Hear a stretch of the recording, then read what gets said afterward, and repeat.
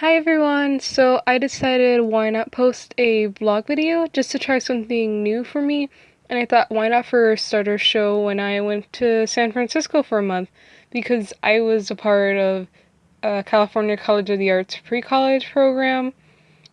And yeah, it was very an exciting time for me because it was the first time traveling away from home and honestly gone for a month from home, which I'm from Chicago, and going to basically all the way to California is crazy in my scenario, so to speak.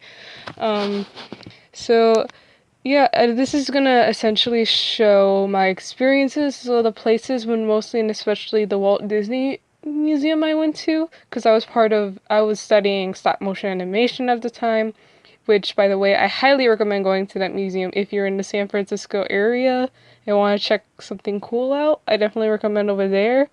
So anyway, I hope you enjoy this video. And just so you know, the project I was talking about that I did for my senior show and I plan to do in the future is still being worked on, the video, so to speak. It will come out soon. It's just that lately I've been busy, so please excuse this because been very preoccupied by graduation and senior stuff since I'm about to graduate soon. So yes, again, please excuse me, but don't worry, I'll be more active, so to speak, in the summertime.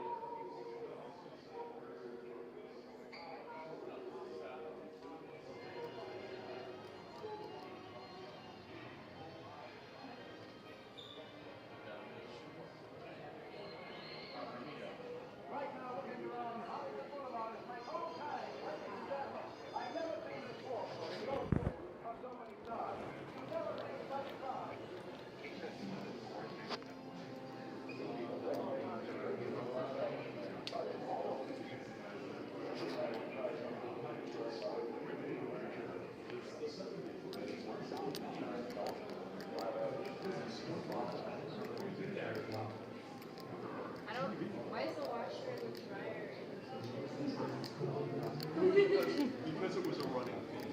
Well, what if you're watching TV and then like your mom is doing laundry and she's like, and you're like, Mom, why are you doing laundry? But it was a running thing because they.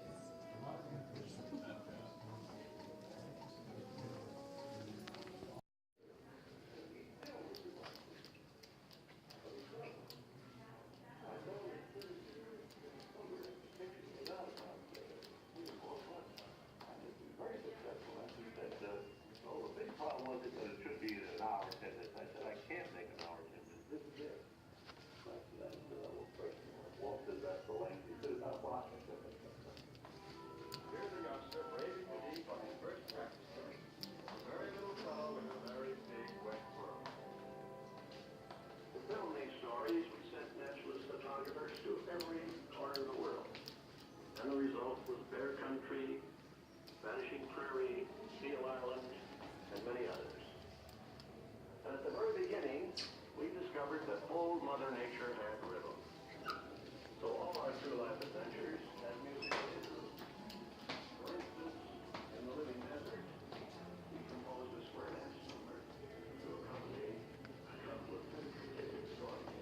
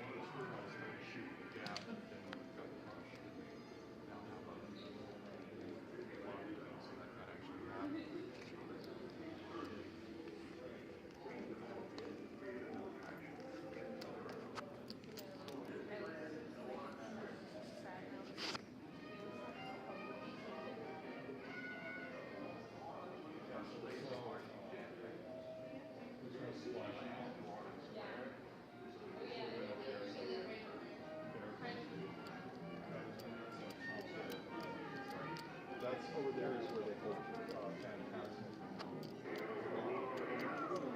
Oh yeah, because the show goes like right Yeah. on that river thing. Yeah. And across it.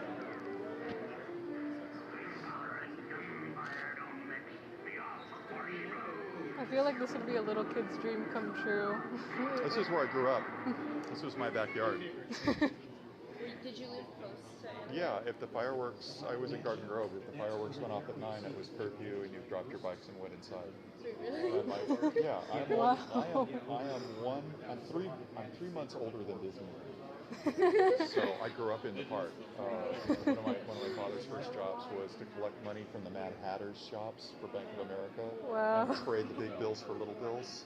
And he had to look like not a bag man for a lot of money, running around with a bunch of money, but somebody just at the park with his kid. So here, I got to go talk to this guy. Go play on the pirate ship. You know? And so I had to walk the park every day for a few years. Wow. And of course, we were the locals, so all of the too many relatives would all have to go to Disneyland. So what's different about this park compared to Disney World is that you go to Disney World in Florida, and it's like you just go on a track.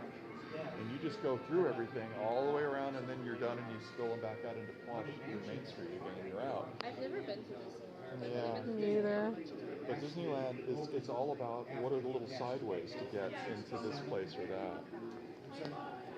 Up until that last year of his death, of his life before he died, he was actively involved in creating those.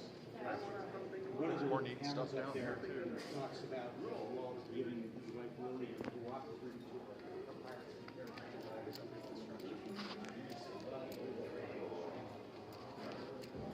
Now, were things necessarily in the same location that they are on here? Pretty much, although some things moved. Fantasyland is more or less the same as it was when the contractors were paid to Mickey Mouse Theater. Is now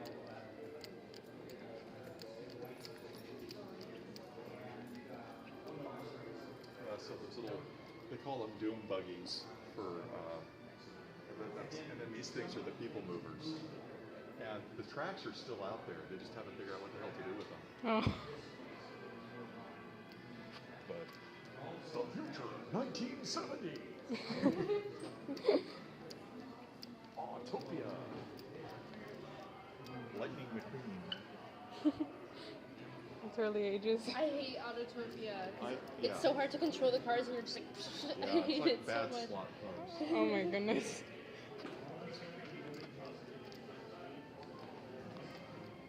But one of the things that they did was, if you look at this, the drawings on one side get smaller. Look at the roof line. They're taller on the left than they are on the right.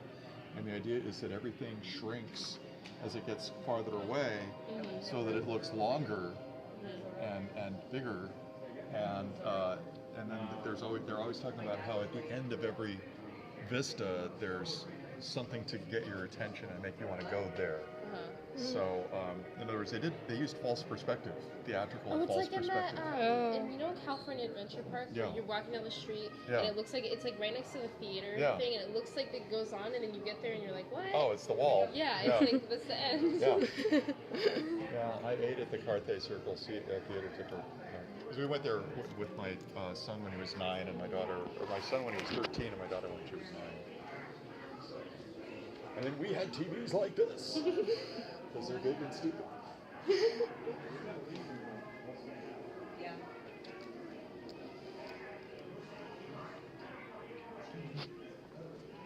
I don't think that'll be an interest.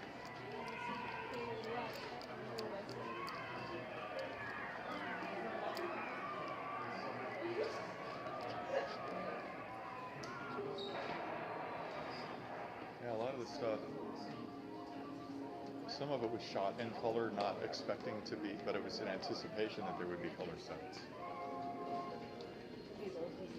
It wasn't until NBC took over the series that they did the thing in color Well, and changed the name of the show from the Disneyland TV show to.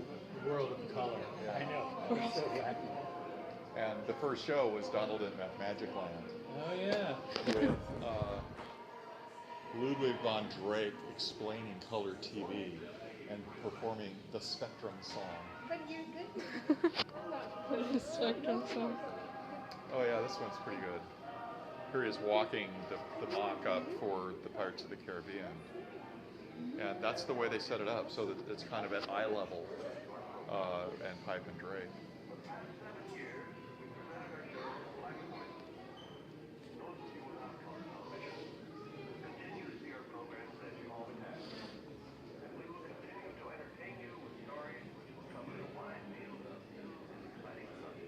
I like how Ludwig von Drake sings, you know, the Spectrum song. Orange, green, yellow, blue, green, green, green, blue, yellow, green, orange, and red. And he said, oh, and now for all you people with the black and white TV, so don't feel left out. Black, black, gray, white, white, black, gray, white, black, gray. Yeah, they had to bridge the technology for years. Yeah. Well, that's what NTSC is. It's a black and white signal with a color signal synced on top of it separately. And that's how you can use an SVHS connector to separate prominence from luminance.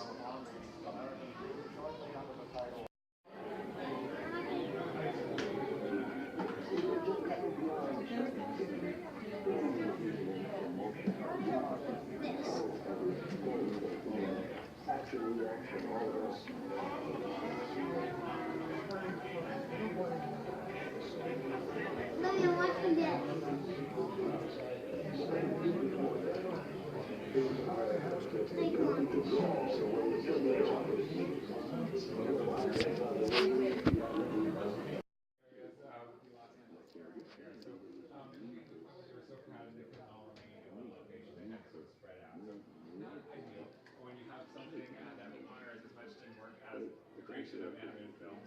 They're looking for something that can actually have enough space, but not so cramped, and all fit together. And with the success of Snow White and the Seven Dwarfs, the studio has the funds to make such a movie.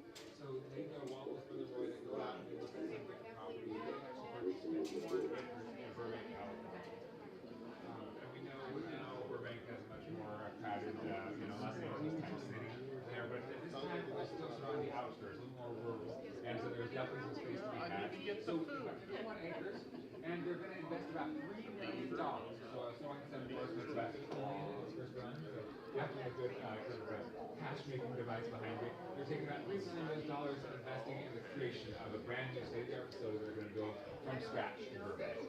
So Walt is going to team up with a famous architect and designer named Ken Weber to design this building. Ken has designed some buildings right here in San Francisco. He's known for these kind of functional designs, sort of these curves as opposed to sort of sharp corners and all that. So he seems like a good guy to team up with in the creation of something that for the time is very modern. So starting in the late 1930s, they go and they construct this Burbank studio. It's never going to last because it still acts as the headquarters of the Disney Company. So it's this time. And they're designing two buildings. Walt knows from first-hand experience how to move the animation process in 3D.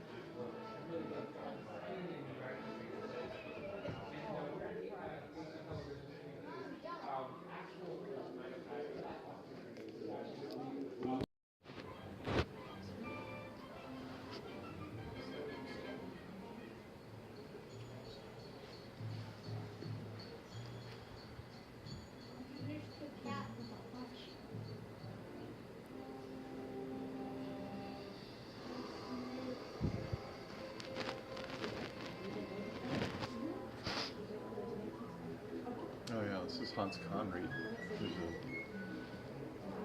been in some weird movies. So they did this all live action? Well, they shot various scenes in live action, yeah,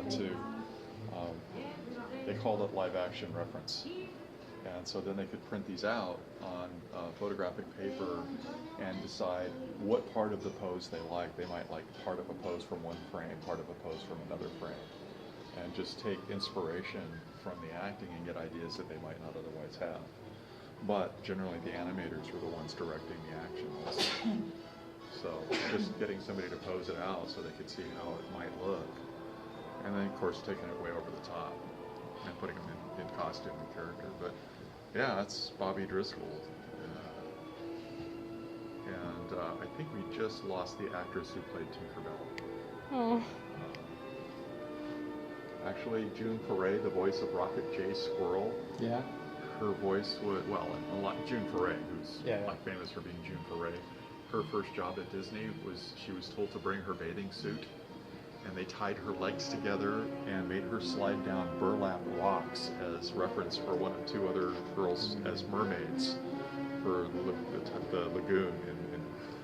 And she said she was just raw. After all that, all day sliding down burlap rocks. Great.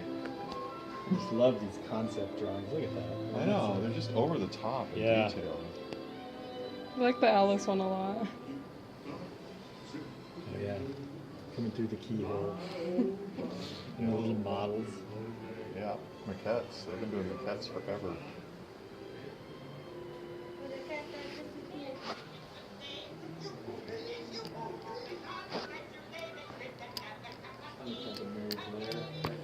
Oh, sure.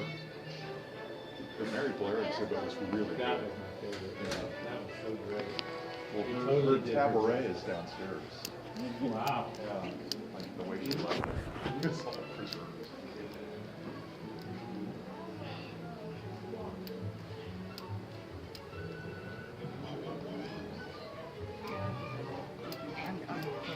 Yeah, I think so.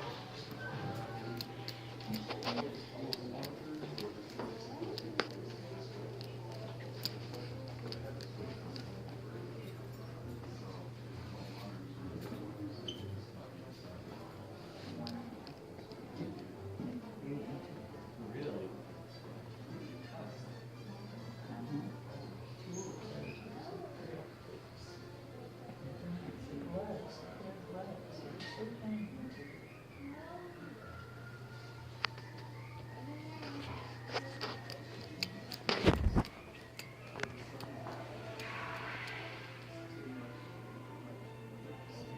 Oh my gosh, all these tools cost Walt $128.